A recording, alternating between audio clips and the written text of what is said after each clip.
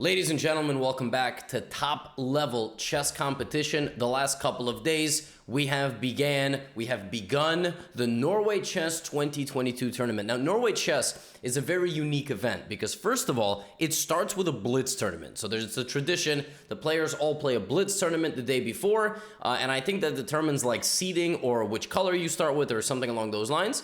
And also, Norway Chess has the strangest format period, which is, let's say you and I, yes, you and I, we play a game, we each get 2 hours. If that game ends in a draw, then we play an Armageddon game. So whoever had white gets white in the Armageddon, whoever has black gets black, white gets 10 minutes, black gets 7 minutes, there's only 1 second of bonus time on the 40th move, and the scoring works like this. If you win in the classical portion, you get 3 points. If you lose, you get 0. If you get to the Armageddon, it's 1.5 and 1. So 1 for losing in the Armageddon, 1.5 for winning. Strange system, definitely the strangest tournament. And I'm going to show you the games. I'm going to show you a couple of games from the Blitz, and then I'm going to show you some of the games from the first round of classical, aka all the games. Also, got a little haircut. I've actually hadn't gone to a barber in a long time. Maybe 4 or 5 years ago, I had a really, really bad experience, and I just got tired of going to barbers, so I started cutting my own hair, or Lucy was cutting my hair. And I know you guys like to make fun of my hair, because, I don't know, you can't make fun of anything else. I got, you know, enormous muscles and a huge rating and whatnot. So anyway, Lucy and I, we got some haircuts yesterday. I think it looks pretty good. Anyway, Magnus plays a4. This is why I named the video what I named it. Yes, you're seeing this correctly. Magnus didn't just troll online. He is now playing garbage face to face with his opponents. This might be one of the most disrespectful things I have ever seen between two world-class players. A4 hits the clock. Wesley just plays like a normal person, but this is the problem. Now you're making Magnus look like a genius. Now the move A4 actually kind of has some merit. It actually kind of has some merit. I mean, the truth is, how do you punish A4? You don't really. That's kind of the thing. I mean, you have to play like E5, D5 to really play in the center. You can't play a non-committal setup like the King's Indian setup because now white just kind of gets a normal game. You know, Wesley wins back his pawn on C5, bishop to E3. He gets a relatively normal position. In fact, this position is more than normal. Magnus is hitting on B6.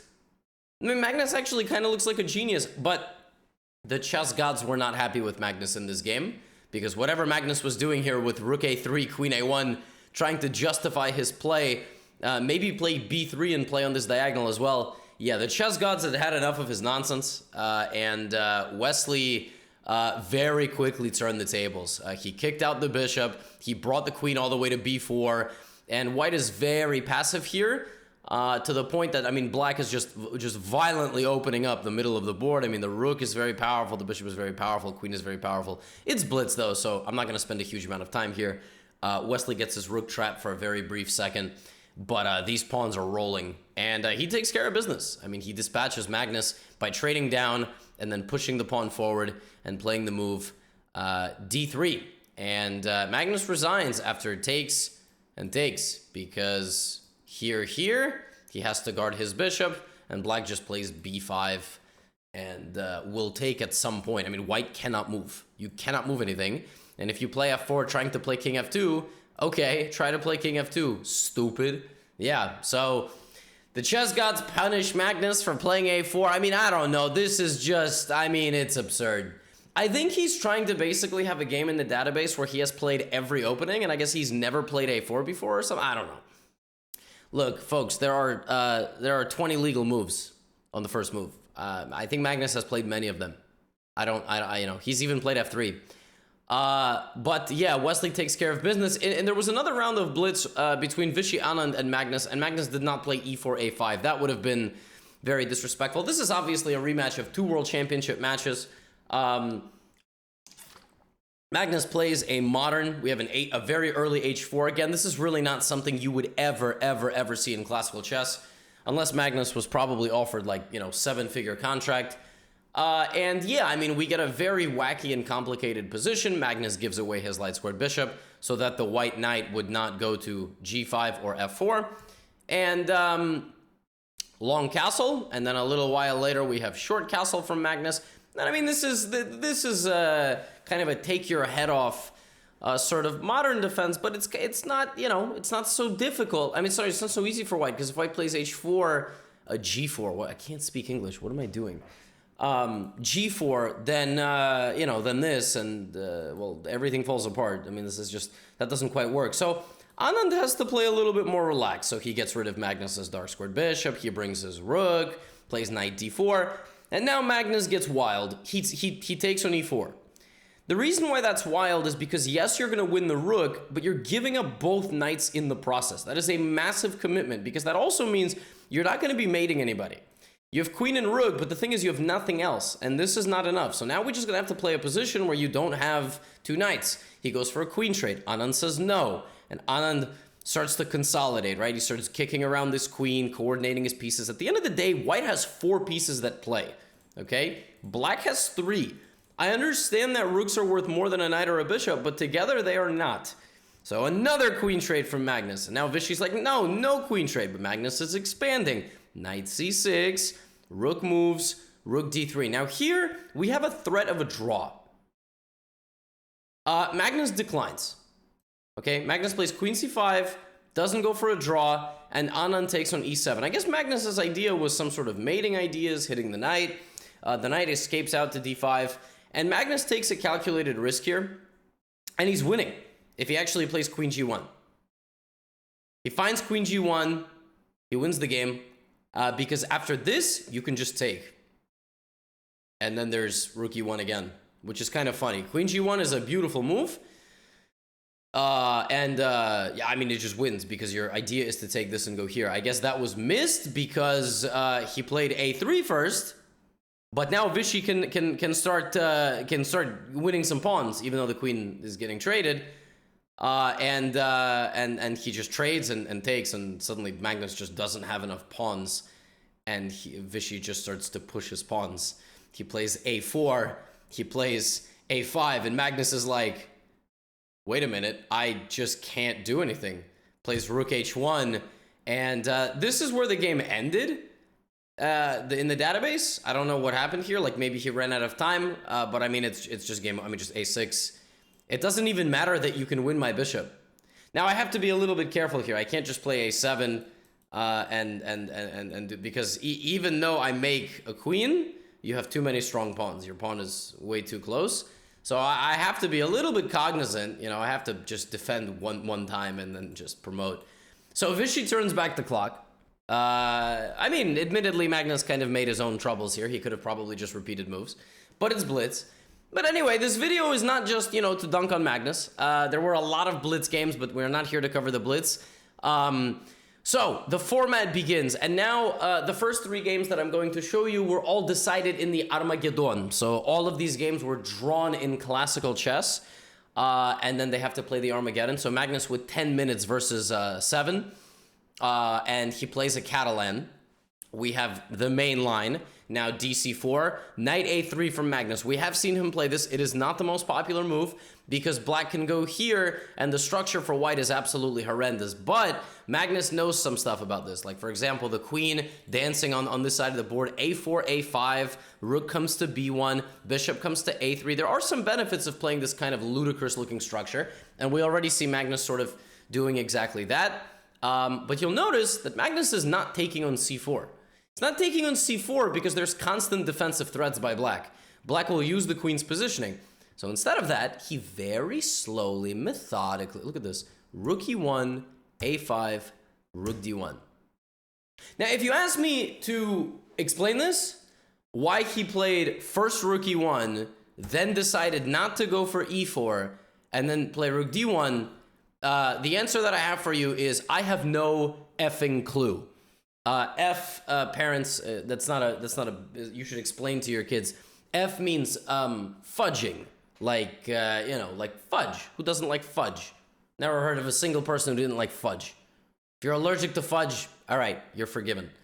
So c6, knight e5, and finally, Magnus takes the pawn back on c4. Now, here's the thing. Magnus, a while ago, played a goofy line of the Catalan and sort of surrendered his opportunity to get the advantage in the opening. But he never surrendered his opportunity to get the advantage later in the game, and a long while later, we got this position, where Magnus is now no longer down a pawn, has an absolutely beautiful 5-star quality bishop, and is ready to just expand and break into the position. What is he gonna do? Let's watch.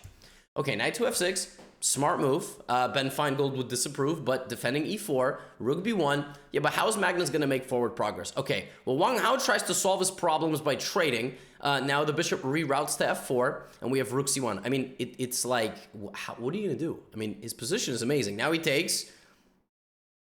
We have a rook trade, and black has weaknesses on the queen side. And those weaknesses are about to fall. b6 is about to fall. Magnus doesn't even take. He tries to get the queen trade to get both pawns with rook d6. And this knight is out of the game. Look at black's knight. It cannot enter the game at all. I mean, it's amazing. He makes his opponent just frozen in time. The king now plays an important defensive role. Wang Hao, to his credit, fought on quite well. But now bishop takes b6. You cannot take because back rank mate. If only black had a pawn on h6 to prevent back rank problems. But obviously, we also have to know that, you know, time is ticking, and Wang Hao, the game is over with queen takes b8. Magnus sacks the queen, gets the queen trade, and he just wins because the a-pawn, which we just talked about how goofy it was, turns out to be the difference maker in the game. Huh? Magnus makes it look effortless. And by the way, Wang Hao is back. Last year after the candidates, 2 years ago actually, he said he was retiring, he had some health issues. He said they were resolved. He said he had some stomach issues, and listen, I know all about gastrointestinal problems. They ain't fun. Let me tell you that right now. Yeah. Magnus wins in Armageddon. He has 1.5 points. Next Armageddon game I have for you is Anish Giri versus Veselin Topalov. I mean, former world champion. All right, pulling up. This one, shocking. Another Catalan. Bishop b4 is a main line. Bishop e7. Wang Hao played a more closed kind of version with bishop e7 and then taking. Sorry, more open. Oh my, I am off today. I'm sorry. I'm gonna take a sip of my water. This is a closed Catalan. You'll notice that black never took, right? This is what we call a more closed Catalan. Black just has the triangle defense, very solid. White is going to try to do a couple of things. So sometimes white likes to play for e4. Sometimes white likes to kind of stall, just make improving moves with the rook, the knight, the pawn. What we're going to see from Anish in this game is kind of a bit more of that approach, just sort of solid. You know, he ends up taking to transform the structure. I mean, h4 is some wild stuff. This is some 2022 style Catalan, right? Knight can be taken. Knight can take the bishop, but he just doesn't care. Knight back to b1 to try to put the knight on c3 to actually apply some pressure. You can bet that Topalov is going to play c5 at some point. Yup. Knight goes to c3. And yeah, I mean, basically, Giri wants this structure where this pawn clump is very good. The rooks are coming to the middle somehow, some way. And d5 is a big weakness. And that's exactly what he does. I mean, he ends up taking on c5 to get this structure, where black now has to play with an isolated pawn. Topalov didn't take like this because knight e5 is very strong. The bishop here is loose. So rook c5. And yeah, once the white knight gets to d4, the game is over. I mean, it's just over. Positionally speaking, this is an absolutely amazing situation for white. By the way, if any of you want to add the Catalan to your repertoire, you're just going to melt people. Now, the Catalan is a little bit difficult to play at beginner level because beginners play, you know, poop in your hand and throw it at your opponent openings. Like, I don't know. But the Catalan at openings where you're going to get the Queen's Gambit decline, you're going to get some more consistent repertoire type of stuff. Catalan is great. And yeah, now Anish just has to knock it all down. So he trades rooks, he drops back to c2, the knight is going here to swarm this. Black just doesn't have enough defenses. I mean, white has 5 things attacking that. Black only has 4 possible defenders. What's going to happen? The pawn's going to fall. And when the pawn falls, the rest of the position will fall as well. Important, he trades the bishop. Why? Because this endgame, for example, if like everything got traded, this is just a draw. Opposite colored bishop endgame, simply a draw. It doesn't matter that white is up a pawn. All the pawns are symmetrical. There is no hope to win these pawns because they will stand on dark squares. So you have to trade into a endgame where it's knight versus bishop. You understand? You have to play like this, and you have to build behind that. And he does. Anish plays very solidly. There is no rook takes b2 because knight e7 check. Yes, it can be taken, but this will be taken as well. So b4, king g2. I mean, white's got a beautiful position, and black's clock is ticking, and he hangs a fork. It's Armageddon for you, you know? I mean, maybe Stockfish can defend this position against the human for sure, but even against Magnus, if Magnus has white, I think Stockfish can defend with black. But unfortunately, time is low, position is bad. Hang a rook and go home. So Anish wins in Armageddon. And the last Armageddon game that I have for you is also a Catalan. No, it's a Nimzo Indian. By the way, say hello to the other players in the event. We have Tari, we have Mamedyarov. We have Queen C2 and C5 played. This is a very forcing line against the Queen C2. Nimzo, Queen, it's not the most popular move. I mean, D5, castles, B6, there's many lines here, but this is a move. And you delay recapturing. You're going to play knight A6 or this, bishop F4. And yet Tari just basically goes for this position. Here's the problem. He's worse. Why is he worse? Because white has 4 pieces out. Black does not. I mean, black just has an inherent disadvantage in this situation where you are stuck. And you're really stuck. I mean, your bishop is very passive. Like, both bishops now are super passive. This is not a position you want to play against a guy like Mamedyarov, who is a combo puncher. Like, he wants to get a game going downhill, and he now threatens mate. So you are forced to go here. There you go. He's a combo puncher. Now he's going to kick you out this way. Queen d3 attacking your bishop. Knight goes back to f6. We have bishop g5 attacking the knight, and then the bishop is hanging. Tari finds a nice idea here, which is that if you go take, take, take, and the queen wanders in, the queen dies. The queen just straight up will perish. Actually, the best move here is bishop takes knight first, then this, because there is no knight a4. And Mamedyarov's like, oh, he kind of got me. But e4, e5. So now my pawn walks in. Bishop back to e8. And Tari's doing a good job. Like, he's actually defending himself quite well. Problem is, when it all clears out, at some point, Mamedyarov is going to get his h-pawn involved. And he's also got huge weaknesses. Like, queen d2 is a move that ends the game like this if black is not careful. For example, queen h6, knight g5, the game is over. Right? So, queen d2, you have to defend, and here comes the h-pawn. All right? Here comes the h-pawn. What do? If you take it and try to call my bluff, knight d4, and now my f-pawn is coming. I mean, just look at how bad this can get. I mean, this is over. This is completely over. You cannot stop my pawn. You cannot stop my pawns. I'm gonna wreck it. I'm gonna wreck everything. Knight on d4, by the way, just like in the Giri game. So rook c4. He tries to go for active counterplay, but Mamedyarov shuts that door down real quick and overprotects the knight in the middle. Drops this back because he doesn't want to trade. This is under attack, and when that falls, this is going to happen, and it's just bad news. And there you go. Bishop takes d5, knight takes d4, dust settles, and Mamedyarov, also a backwards knight move to decide the game, just like in the Giri game. Check this out. Knight back to e2. The rook is hit, the bishop is hit. White goes 3-0 in the Armageddon. I think in this format, I think it's a massive favorite to be with white. I mean, 3 minutes up in a 10-minute game is really no joke, especially when there's no bonus time until like later. Oh, my phone is in my pocket. I was gonna charge my phone when I recorded, and then I forgot. I do that all the time. Oh, 94% battery. Well, you know, I'm not. I thought I hadn't charged my phone. Turns out I got 94%. There you go. So 2 games were decided in classical. So 2 guys lead the event after the first round of classical. Wesley won the Blitz. I don't know if I mentioned that. I think I forgot. I'm generally pretty good at remembering what I did and didn't say. He won the Blitz. I probably should have mentioned that. So Wesley's in form. He plays in Italian against Rajabov. Rajabov is going to be playing in the candidates quite soon. I think Rajabov is actually the only player left in the field who's going to be playing in the candidates, if I'm not mistaken.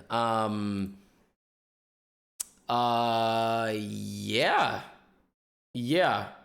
Report was playing, and then he dropped out, and now Tari's replacing him. Well, he already did. So anyway, we have a gioco pianissimo with d3, c3. Black plays this a5 approach. We're not gonna talk about, you know, we're not gonna talk about the meta big brain strategy of this opening, but this is very trendy nowadays for black to play a5, for white to sneak in and take this. Oftentimes, black will move the knight back to e7, or play this idea queen b8, which tries to, you know, take advantage of that plan. It's a very interesting idea, queen b8. Also this, to target f2. Queen b8 is, I mean, like if a beginner plays this move, you just slap him. Like, what are you doing, idiot? When they play it, you're like, oh, wow, study that. Wow, queen b8, fascinating idea. Well, I get the idea. It's actually to play on the diagonal, justifying several moves at the same time. Shut up. Knight d7, I've never seen this move. And also, it's kind of counterintuitive. I'm sort of surprised. Like, knight d7 doesn't make it doesn't make as much sense visually as some of the other moves.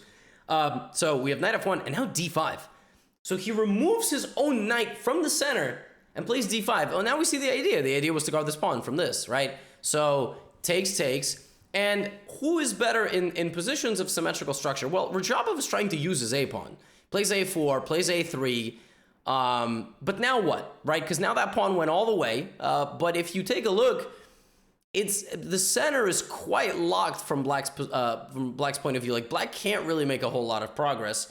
So you're going to have to go back to go forward. So Wesley is only going forward. Now we have knight b6, but Wesley just takes it. I said you would have to go back before you went forward, like back to kick out the bishop. But Wesley damages the pawns here because these pawns are really bad.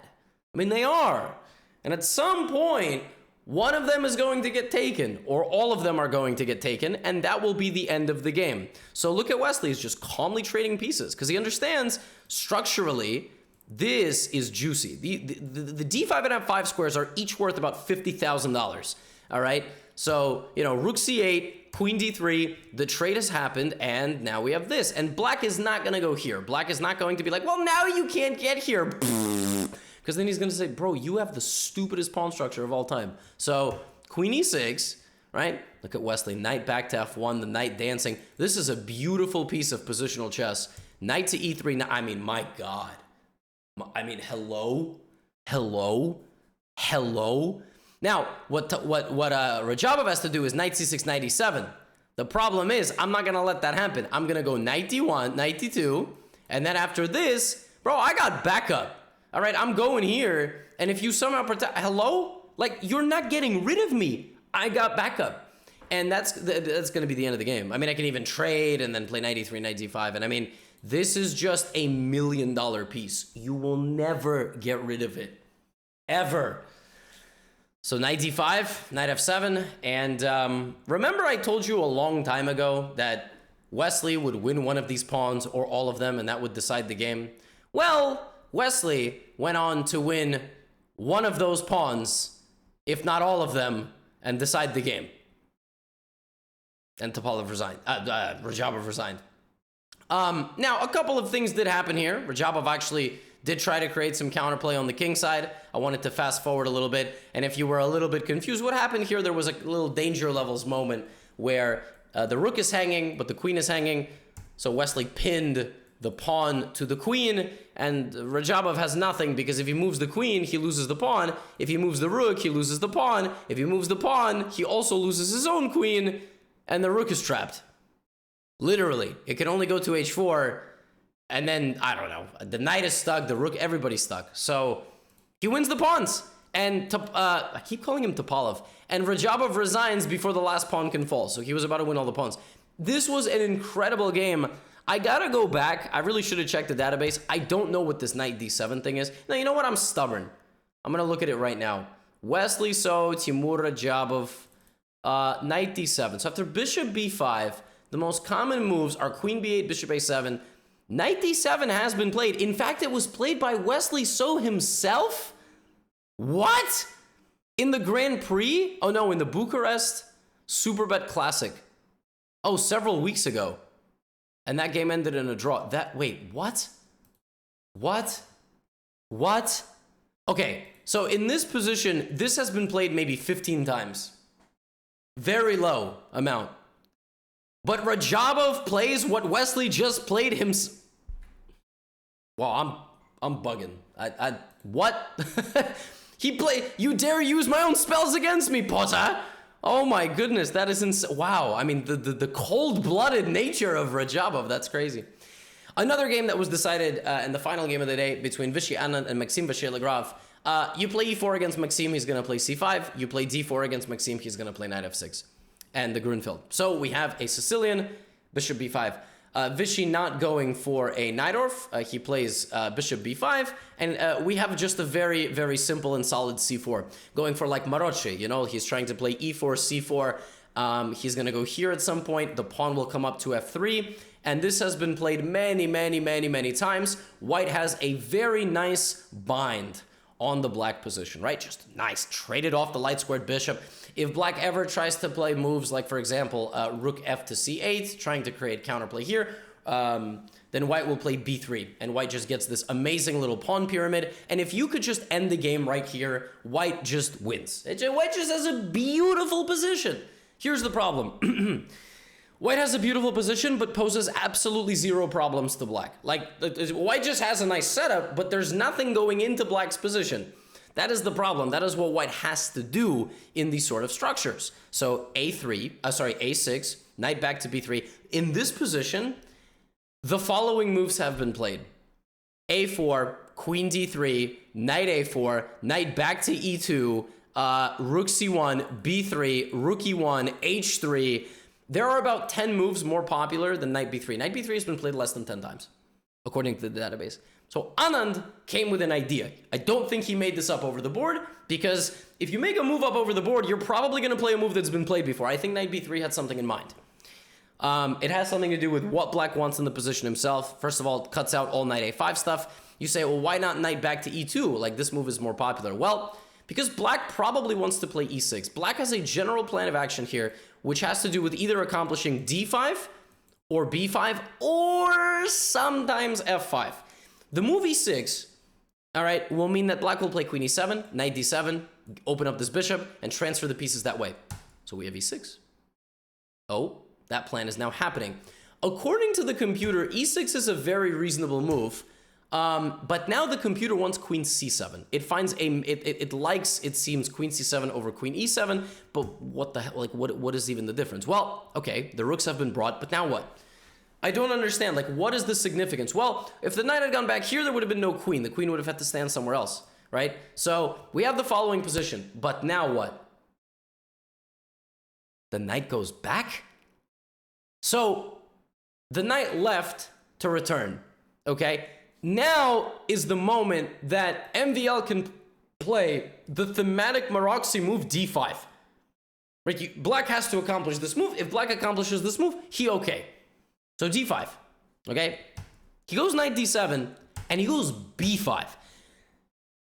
Now, that is a move, but white has 4 things going that way.